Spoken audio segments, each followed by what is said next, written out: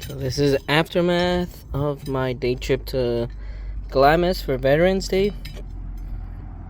Look how bad the primary got eaten up by the belt. It's at a weird spot too, but I think I had adjusted my helix, and I think I did it wrong.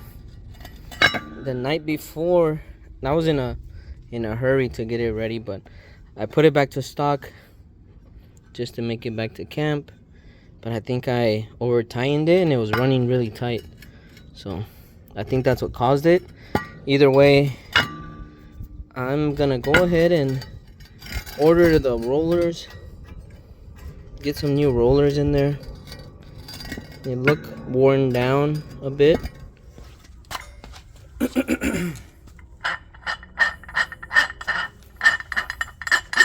So I'm gonna try and split the Pdrive.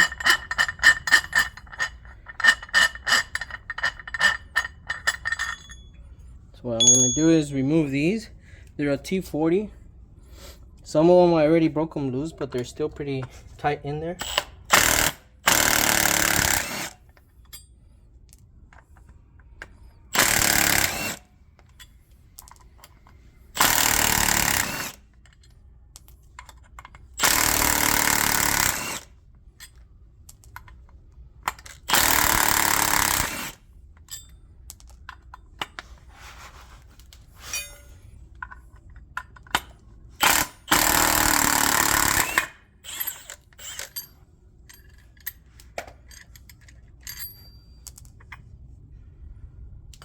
Go ahead and remove that. Take this out. And then, since it's brand new, for some reason they didn't install the bearing. I have the bearing and we'll get it together. I thought I was gonna have to break it loose, so I had this ready, but I guess not. That's a plus. These are the parts it came with. Here's the part number. This is just like a washer.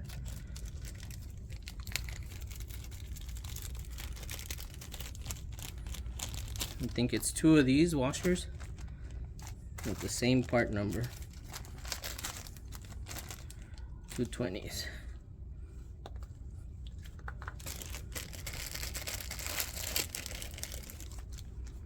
Here's the other one.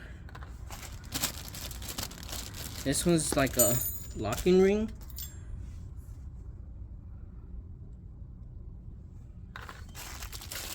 And this is the stop sleeve, so the bearing, I imagine, so the bearing doesn't go anywhere. That's the part number.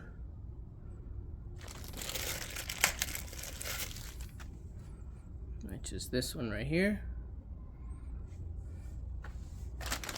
And then we have our bearing with seal assembly. Part number is right there. The reason I think it didn't come installed is because these Pdrives had oh,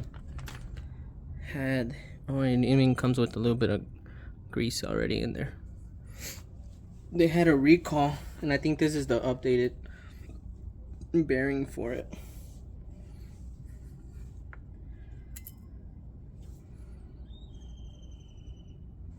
And we're gonna throw one of our washers in there.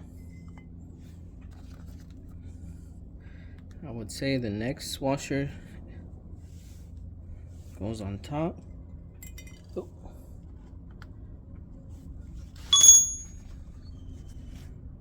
Make sure we don't get any debris in them.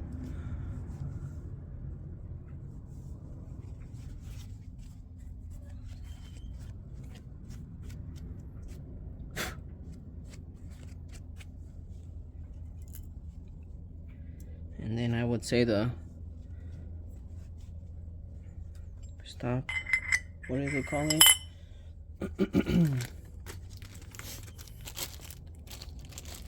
Stop sleeve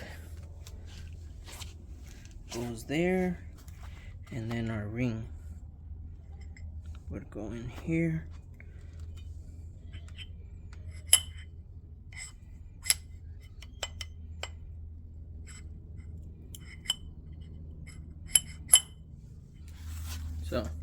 I was just making sure I was doing this right. So we have our sleeve, or one of the washers in there, our bearing, another washer, and then this stop sleeve has a little indentation there. So if I was to put it here, it'll stop right about there. So this is the correct way, with that indentation there, and then this will have a little bit of play, not too much. And then our ring will slide through here.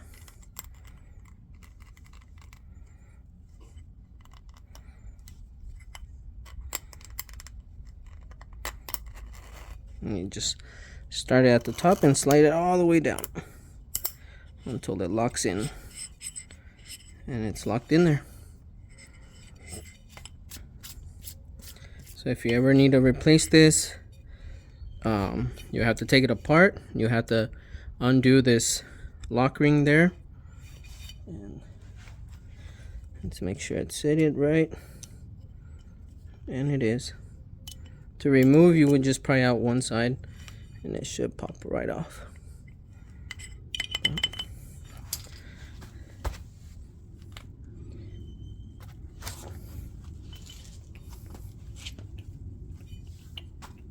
So one thing I didn't do as I removed it was mark the sheaves just to get them back in the same spot. So I went back in the video and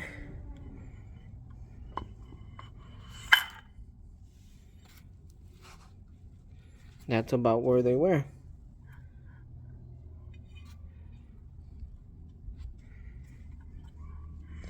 And I just went off of the numbers that are written on there as I took it off. This is the spot where it was, or just about. So now I'm gonna put my cap back on. Same with the cap. I didn't mark it. Not sure if it matters or not, but this is the closest we'll get it. Now I'm just gonna put the bolts back on and we'll be ready to put this back together. So I was reading that the reason I didn't have to pop it off was because since it's brand new, it hasn't been clamped together. When you put the bolt on and you torque it to spec, it'll get them tight together. But I wasn't able to find the torque specs for the cap, so I just gave it some Ugga Duggas 1.5 with the impact, and I think we're ready to put these back on. So hopefully this video helped on how to put the bearing on.